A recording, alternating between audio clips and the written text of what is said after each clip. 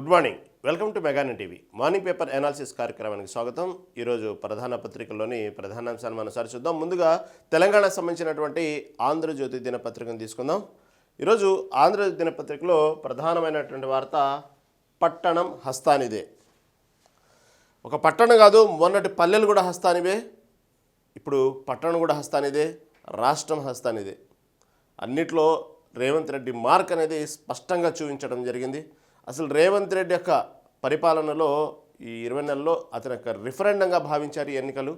మొన్నటికి మొట్టమొదటిసారి వచ్చినటువంటి ఏదైతే అనుకోకుండా వచ్చినటువంటి ఉప ఎన్నిక జూబ్లీ హిల్స్, అప్పటి నుంచి కాంగ్రెస్ హవా కొనసాగుతూనే ఉంది. అప్పుడు కూడా జూబ్లీ హిల్స్ ఉప ఎన్నికల సమయంలో కూడా ఇదే అనుకున్నారు. ఎందుకంటే స్థానిక సంస్థల ఎన్నికలు ఎప్పటికప్పుడు బీసీ రిజర్వేషన్ల అంశంతో వాయిదా పడుతూ వస్తున్న క్రమంలో అనుకోకుండా దాన్ని మాత్రం వాయిదా వేయడానికి ఎటువంటి ఆస్కారం లేని ఎన్నికలు ఏది ఉందంటే అప్పట్లో జూబ్లీ హిల్స్ ఉప ఎన్నిక. కాబట్టి కాంగ్రెస్ ప్రభుత్వం స్థానిక సంస్థల ఎన్నికలు వెళ్ళటానికి ఎప్పుడు కూడా వెనకాడిద్ది. ఏ రాష్ట్రంలో అధికారంలో ఉన్న కాంగ్రెస్ పార్టీ అంతే మొదటి నుంచి స్థానిక సంస్థల ఎన్నికల విషయానికి వచ్చేటప్పటికి కాంగ్రెస్ పార్టీ సాహసం చేయదు స్థానిక సంస్థల ఎన్నికలు వెళ్ళటానికి అనేది ఒక నానుడి. దానికి పక్కన ఉన్న కర్ణాటక, ఇలా అనేక రాష్ట్రాలు గతంలో జరిగినటువంటి చరిత్రలు, రాజకీయ చరిత్రలు ఇవన్నీ తీసుకొచ్చి చెప్తూ ఉంటారు. ఎందుకంటే ఆ కాంగ్రెస్ పార్టీ ఏదో గాల్లో గెలిచింది, తర్వాత స్థానిక సంస్థల ఎన్నికలు పెట్టాలంటే తను సరిగా తన యొక్క ఉనికిని చాటుకోలేదు, కాబట్టి వ్యతిరేక పవనాలు ఉంటాయనేటువంటి విషయాన్ని పదే చెప్తూ ఉంటారు. వాస్తవంగా తెలంగాణ రాష్ట్రం సంబంధించినప్పుడు కూడా స్థానిక సంస్థల ఎన్నికలప్పుడు ఇదే వాదన అందరూ తెర ముందుకు తెచ్చారు. చూడండి, అతను ఎంతసేపటి సమయం అయిపోయింది, ఎన్నికలు జరపాల్సిన టైం కూడా గడిచిపోయింది, సంవత్సరం దాటిపోయింది, మళ్ళీ 2 సంవత్సరాలు రాబోతుంది, ఇది కూడా దాటిపోయింది. అక్కడ చూస్తే అక్కడ గ్రామ పంచాయతీ సంబంధించిన నిధులు అలాగే అయిపోయినాయి, గ్రామాలు అభివృద్ధి చెందట్లేదు, వచ్చిన నిధులు కేంద్రం నుంచి కొలాప్స్ అయిపోతూ ఉన్నాయి. కాబట్టి వెళ్తే రేవంత్ రెడ్డి బతికేందుకు బయటపడిద్ది. దానివల్ల అతను దాదాపు ముఖ్యమంత్రి పీఠానికే ఆయన ఉన్నటువంటి ఏదైనా వెసురు రావచ్చు, కాబట్టి భయపడుతున్నాడు. అసలే కాంగ్రెస్లో గ్రూపులు ఎక్కువ, ఈ స్థానిక సంస్థల ఎన్నికల రిజల్ట్స్ని బట్టి రేపు దాన్ని ఢిల్లీ దాకా తీసుకెళ్తారు, అవసరమైతే అతని పీఠానికే ఏదో ఒకటి ఎసురు పెట్టే అవకాశం ఉంది. ఇలా అనేక వార్తల క్రమంలో దాంట్లో భాగంగా ఏదైతే బీసీ రిజర్వేషన్స్ తెర ముందుకు వచ్చిందో, ముందు కులగణనని, తర్వాత బీసీ రిజర్వేషన్ అని ఇలా పదే వాయిదాలు వేసుకుంటూ వెళ్ళే క్రమంలో జరగని విషయం గురించి రిజర్వేషన్ అనే అంశం ఏదైతే 9 షెడ్యూల్ చేర్చి చాలా బలహీనమైనటువంటి ఒక దీన్ని తీసుకొచ్చి కావాలని చెప్పి పదే ఆ 9 షెడ్యూల్ని చేర్చి అది జరిగే పని కాదని తెలిసి కూడా రేవంత్ రెడ్డి కాలాపన చేస్తూ ఈ స్థానిక సంస్థల ఎన్నికలు పోస్ట్పోన్ చేస్తూ ఉన్నారు. దీన్ని తీసుకెళ్లి ఢిల్లీ దాకా జంతర్ మంతర్ ధర్నాలు ఇవన్నీ చేస్తూ ఉన్నారంటాం. వాస్తవంగా దానికంటూ ఒకసారి ఎన్నికల నోటిఫికేషన్ విడుదల చేయటం, దాన్ని హైకోర్టు స్టే విధించడం, మళ్ళీ పోస్ట్పోన్ అవ్వటం, ఇవన్నీ చూస్తూ ఉంటే వాస్తవంగా ఒక హైడ్రామా లాగా నడుస్తుంది. ఎప్పటికప్పుడు స్థానిక సంస్థల ఎన్నికలు వాయిదాలు పడుతూ వస్తున్నాయి. ఈ క్రమంలో తప్పనిసరిగా ఉప ఎన్నిక జరపాల్సిన పరిస్థితి వచ్చింది. అతని చేతులు ఏం లేదు వాయిదా వేయడానికి. కాబట్టి ఏదైతే జనాలు అనుకుంటున్నారో, ఏదైతే ఇటుపక్క ప్రతిపక్షాలు నిందిస్తున్నాయో, ఇటుపక్క ప్రభుత్వంలో ఉన్నటువంటి కొంతమంది నాయకులు కూడా వర్గాలుగా గ్రూపులుగా ఏర్పడి ఒక అవకాశం వస్తే రేవంత్ రెడ్డి మీద ప్రజల్లో పెద్దగా ఆదరణ లేదు, నిరూపించాలి అనేటువంటి విషయంలో వాళ్ళ పార్టీలోని వాళ్ళు కొంతమంది కుమ్ములాటగా కొన్ని వర్గాలుగా ఉన్నారో, ఆ సమయంలో వచ్చిన జూబ్లీ హిల్స్ ఎన్నికల సమయంలో కూడా తను అప్పుడు రేవంత్ రెడ్డి చాలా సీరియస్గా తీసుకున్నారు. ఆ ఉప ఎన్నిక ముందు కూడా అనేక ఇంటర్నల్ సర్వేలు కూడా దాదాపు అక్కడ బీఆర్ఎస్ గెలిచిద్దని అనుకున్నారు జూబ్లీ హిల్స్లో మాగంటి సునీత. ఎందుకంటే మాగంటి గోపీనాథ్కున్న ఆదరణలో 1కి 3 సార్లు గెలవటం, అంతేకాకుండా సానుభూతి పవనాలు ఎక్కువగా ఉండటం సునీత మీద, అక్కడ దాదాపుగా గెలుపు ఖాయం 10% ఓట్లతో గెలవబోతున్నారు అనేటువంటి విషయాన్ని ముందుగానే కొన్ని సర్వేలు అంచనా వేసినాయి. ఆ తర్వాత పరిస్థితిని బట్టి ఏమాత్రం ఆ చేజారిపోతే, మా జూబ్లీ హిల్స్ అనే సీట్ అనేది చేజారిపోతే కొంచెం తలనొప్పిగానే ఉండేది రేవంత్ రెడ్డికి. దాంతోపాటు ఇక కొన్ని నోళ్లు కూడా లేసేవి. కాబట్టి దాన్ని మనకే అంత అవగాహన ఉన్నప్పుడు వాళ్ళకున్న ఇంటెలిజెన్స్ అవగాహన ముందు చాలా ఇంటెలిజెన్స్ అవగాహన ఉంటే వాళ్ళకుండే ఇన్ఫర్మేషన్ వాళ్ళకుంటాయి. దాన్ని ఎప్పుడైతే అతనే స్టార్ క్యాంపెయినర్గా మారారు, అతను 1 మ్యాన్ ఆర్మీగా మారారు, ఎన్నో కార్నర్ మీటింగ్స్ పెట్టాడు, ఎప్పటికప్పుడు ఆ జూబ్లీ హిల్స్ ఉప ఎన్నికలు ఎక్కడ అవిశ్రాంతంగా పోరాటం జరిగింది. ఆ సమయంలో దాదాపుగా బీఆర్ఎస్ గెలుపు అనేటువంటి విషయాన్ని నుంచి మెల్లిమెల్లిగా మార్పు తీసుకొస్తూ చివరికి గెలుపు కాదు, భారీ గెలుపు, దాదాపుగా ఎవరు గెలిచినా అక్కడ 10,000 లోపే అన్నారు. తర్వాత కాంగ్రెస్కి 2,000 మెజార్టీ వచ్చిందన్నారు. ఒక స్థాయిలోనేమో లేదు బీఆర్ఎస్ బయటపడింది, కాకపోతే అనుకున్నంత మెజార్టీ రాదు, 10,000 లోపు వచ్చిందన్నారు. తీరా చూస్తే 25,000 మెజార్టీతో కాంగ్రెస్ పార్టీ గెలవడం జరిగింది. అది ఓన్లీ క్రెడిట్ రేవంత్ రెడ్డిదే. ఆ విధంగా ఒక వాతావరణాన్ని అలా మార్చాడు. అదను నవీన్ యాదవ్ పర్సనల్ ఇమేజ్ ఉన్నప్పటికి కూడా దాదాపుగా అసలు ఎక్కడో బాల్ వాళ్ళ చేతిలో ఉన్న బాల్ని ఇతను వైపు తిప్పుకోవడంలో మాత్రం ఆ విషయంలో రేవంత్ రెడ్డి అక్కడ సక్సెస్ అయ్యాడు. అక్కడ వచ్చింది రేవంత్ రెడ్డి కాన్ఫిడెంట్.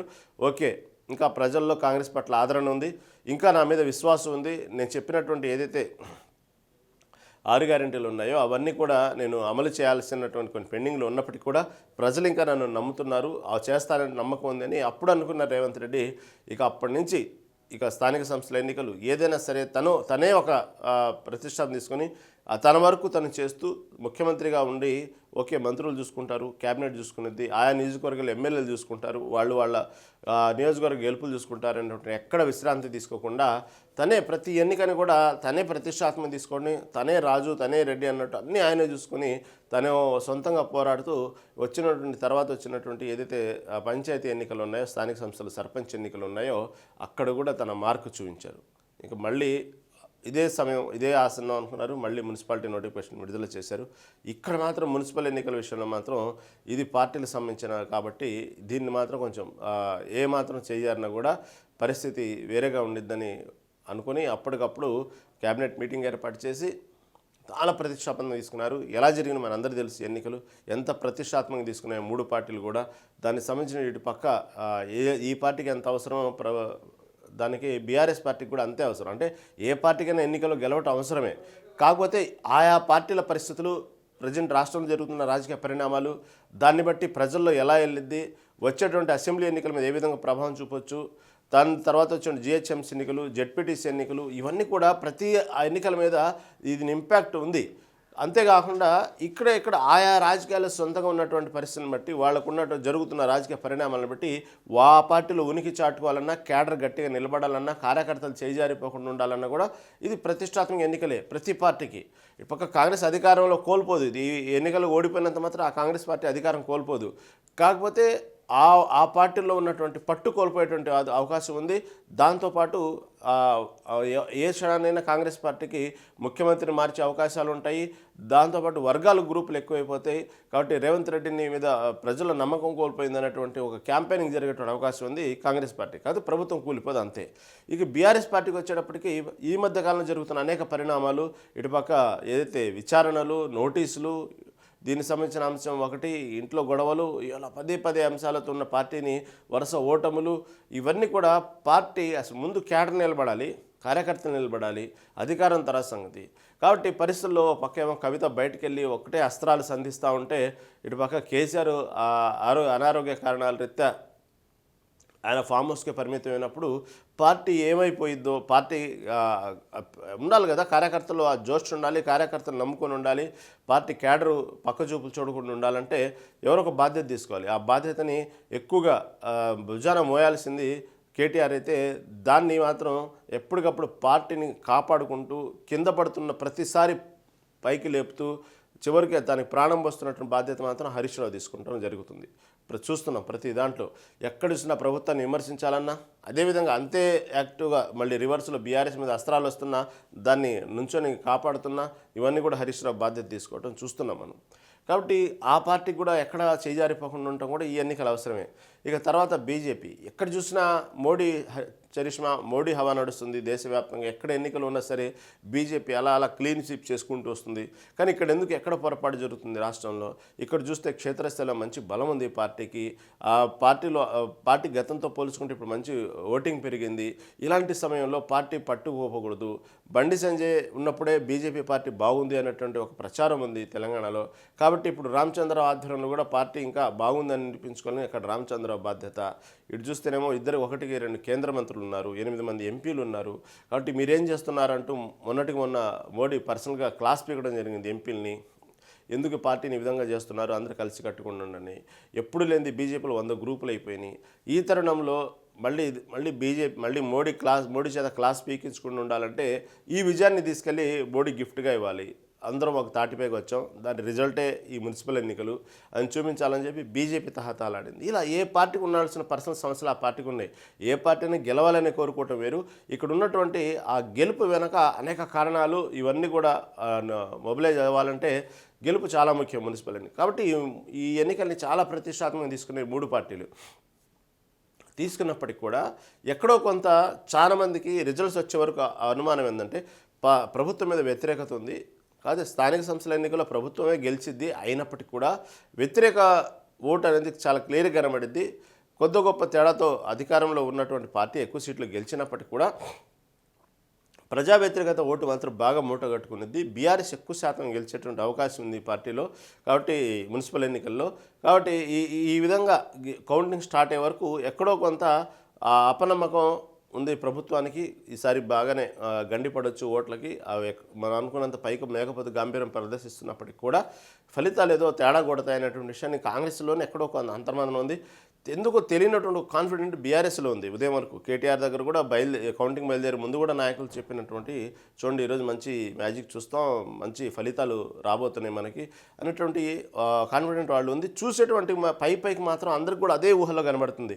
ఈసారి బీఆర్ఎస్ కౌంటర్ వేయడానికి గట్టిగా పట్టు నిలుపుకున్నామని చెప్పుకోవటానికి గెలుపు అనేది ఒక బూస్టింగ్ లాగా, నెక్స్ట్ అసెంబ్లీ ఎన్నికలకు ఒక బూస్టింగ్లా ఉపయోగపడటానికి ఎన్నికలు బాగా పనికొస్తున్న ఉత్సాహంతో బీఆర్ఎస్ని చూసి వాళ్ళకి అలాగే కనబడింది వాస్తవంగా స్క్రీన్ కూడా.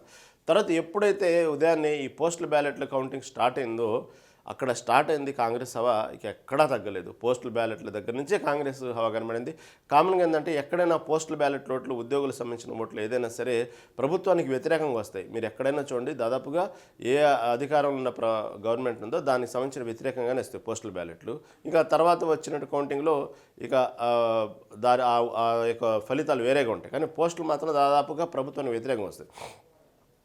కానీ ఇక్కడ మాత్రం అక్కడి నుంచే ప్రభుత్వ ఓట్లు, పోస్టల్ బ్యాలెట్ ఓట్ల కాడి నుంచే ఇక వరుసగా కాంగ్రెస్ హవా కొనసాగుతూనే ఉంది. ఎక్కడ ఏమాత్రం తగ్గకుండా ప్రతి చోట చూస్తూనే ఉంది. అసలు కొన్ని చోట్లయితే దాదాపుగా ఒక మున్సిపల్ దీనికి సంబంధించి కూడా పెద్ద కైవసం చేసుకున్న ఇది లేదు బీఆర్ఎస్ పార్టీ. 45 చోట్ల అయితే దాదాపు వార్డులే గెలవని పరిస్థితి ఉంది బీఆర్ఎస్ పార్టీకి. ఈ విధంగా అసలు ఎందుకు ఫలితాలు ఇంత తేడాగా ఉంటాయని ఎక్స్పెక్ట్ చేయలే. కాకపోతే గట్టి పోటీ ఇచ్చింది, ప్రతిపక్ష పార్టీగా గట్టి పోటీ ఇచ్చింది, అనేక స్థానాలు గెలుచుకున్నాయి. ఒక స్థాయిలో కొన్ని చోట్ల అయితే బీఆర్ఎస్ పార్టీ షాకింగ్ గురి చేసింది కాంగ్రెస్ పార్టీ. కొన్ని వర్గాల్లో, వాళ్ళు పట్టున్న వర్గాల్లో కూడా బీఆర్ఎస్ పార్టీ కొన్ని షాకింగ్ గురి చేసింది. కానీ ఎక్కడో కిక్కివ్వట్లా తెలుసు. అంటే దాదాపుగా బీఆర్ఎస్ పార్టీ మున్సిపల్ స్థానాలు ఎక్కువ కైవసం చేసుకొని కాంగ్రెస్ పార్టీ పెద్ద షాక్ ఇచ్చి ఏదో అద్భుతాలు జరుగుతాయని కాకపోయినా కూడా ఈ ఫలితాలు కాదు, ఈ ఫలితాలు ఎక్స్పెక్ట్ చేయలేదు బీఆర్ఎస్ పార్టీ. ఎక్కడో కిక్ ఇవ్వలేదు. ఇంకా ఉండాల్సినటువంటి ఫలితాలు ఇంత స్థాయిలో ఓటింగ్ పర్సెంటేజ్ పడిపోయిద్దని ఎక్స్పెక్ట్ చేయలేదు.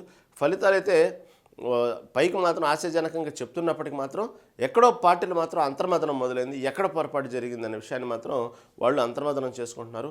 ఈ ఫలితాలు పార్టీను నిరుత్సాహపరచకుండా పోరాడిన వాళ్ళ కోసం, పార్టీ కోసం కష్టపడ్డ వాళ్ళ కోసం చెప్పుకోవడానికి వాళ్ళు పైకి చెప్తున్నారు కానీ, మేకపోతే గాంభీర్యం ప్రదర్శిస్తున్నారు కానీ ఇంటర్నల్గా మాత్రం ఈ రిజల్ట్స్ అయితే ఎక్స్పెక్ట్ చేయాలి. ఒక రకంగా చెప్పాలంటే కొంచెం డీలా పడింది క్యాడర్ కూడా.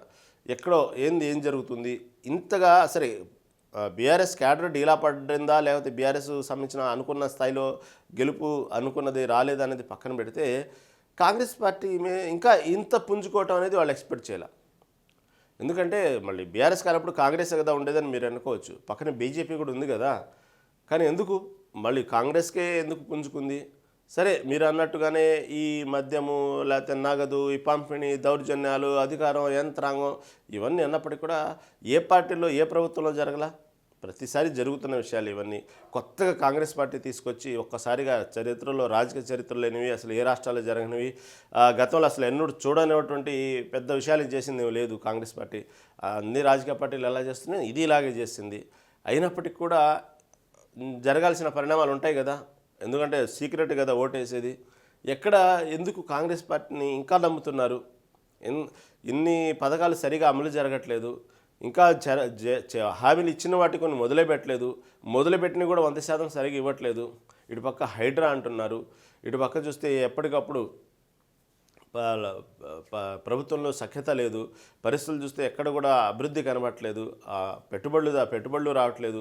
ఇన్నున్నప్పటికీ కూడా ఆ టైంలో హైదరాబాద్ అసలు బీఆర్ఎస్ టైంలో అసలు కళకళలాడిపోయింది. ఎటు చూసిన పెట్టుబడులు, ఎటు చూసిన సాఫ్ట్వేర్ కంపెనీలు, అసలు అది ఇది అనుకున్నటువంటి పరిస్థితి నుంచి ఎందుకు క్రమేపీ కాంగ్రెస్ పార్టీ డౌన్ అవ్వాల్సింది పోయి ఇంకా ఎక్కడ మెరుగవుతుంది, ఎక్కడ మెరుగుపడుతుంది. సరే మనం పైకి ఎన్ని చెప్పినప్పటికీ కూడా డబ్బులు ఇచ్చారు, మద్యం ఇచ్చారు, ఏ చేశారని ఎన్ని చెప్పినప్పటికీ కూడా వాళ్ళకంటే ఒక ఇంటర్నల్ ఆలోచన ఉంది. ఎందుకంటే వాళ్ళు ప్రాక్టికల్గా 10 ఏళ్ళు అనుభవించిన వాళ్ళే పార్టీని. కాబట్టి ఎన్ని పైకి చెప్తున్నప్పుడు కూడా వాళ్ళకంటే ఒక ఐడియా ఉన్నది కదా, ఎక్కడ జరుగుతుంది తేడా, కాంగ్రెస్ పార్టీకి ఎందుకు ఇక్కడ ఆధారపడుతుంది. అది రేవంత్ రెడ్డి ఆధ్వర్యంలో కాంగ్రెస్ పార్టీ అధికారం కోల్పోయినా, ఎన్నికల్లో ఓడిపోతే అధికారం కోల్పోదు, ఉండేది, దానికి నష్టం పెద్దగా ఉండదు. అయినప్పటికీ కూడా రేవంత్ రెడ్డి మార్క్ వల్లే కాంగ్రెస్ పార్టీ డీలా పడిపోయింది, కాంగ్రెస్ పార్టీకి దెబ్బ తగిలింది, రేవంత్ రెడ్డి వల్లే ఈ విధంగా పార్టీకి డ్యామేజ్ అవుతుంది అనేటువంటి విషయాన్ని చెప్పుకోవడానికి కూడా లేకుండా రేవంత్ రెడ్డి యొక్క మార్కుతోనే పార్టీ ఎప్పటికప్పుడు ఎందుకు పుంజుకుంటుంది అనే విషయం మాత్రం అంతర్మదనం. దాంతోపాటు పార్టీలో అసలు ఏం జరుగుతుంది, ఎక్కడ మన ప్రజలను దగ్గర కాలేకపోతున్నాము, ఎందుకు ఏ విషయాన్ని గట్టిగా చెప్పుకోలేకపోతున్నాం. 10 ఏళ్లలో చాలా పథకాలు ఇచ్చాం, చాలా అభివృద్ధి చేసాం. 10 ఏళ్లలో కొన్ని జరిగిన పొరపాట్లు తీసుకుంటే మంచి కూడా అంతే ఉంది కదా, ఎందుకు ప్రజలు నమ్మలేకపోతున్నారు, ఎక్కడ క్యాడర్ దూరం అవుతుంది. వాస్తవంగా ఇప్పుడు అంతర్మదనం స్టార్ట్ అయింది. మొన్నటికి మొన్న కవిత ఇంటి నుంచి బయటికి వెళ్ళినప్పుడు దాని యొక్క ప్రభావం పెద్దగా ఉండదు అన్నారు. ఎందుకంటే బీఆర్ఎస్ నుంచి వలసలేం వెళ్ళలేదు, కవిత దగ్గరికి కవితని వెనకేసుకురాలేదు. బీఆర్ఎస్ని అన్యాయం జరిగింది నిజమే, బీఆర్ఎస్లో కవితకి అన్యాయం జరిగిందని ఏ ఒక్క నాయకుడు బయటకు వచ్చి చెప్పలేదు. కాబట్టి పెద్దగా అసలు కవిత అంటేనే చాలామంది విశ్లేషకులు కూడా లైట్ తీసుకోే టాపిక్, ఆమె వల్ల ఏం కాదు, సాధించేదేం లేదు, ఆమె వల్ల పార్టీ పెద్ద నష్టం లేదు, ఇంకా ఆమె వల్ల పార్టీ ఉన్నందుకే పార్టీకి నష్టం జరిగింది కానీ బయటకు వెళ్ళినందువల్ల నష్టం ఏం లేదు.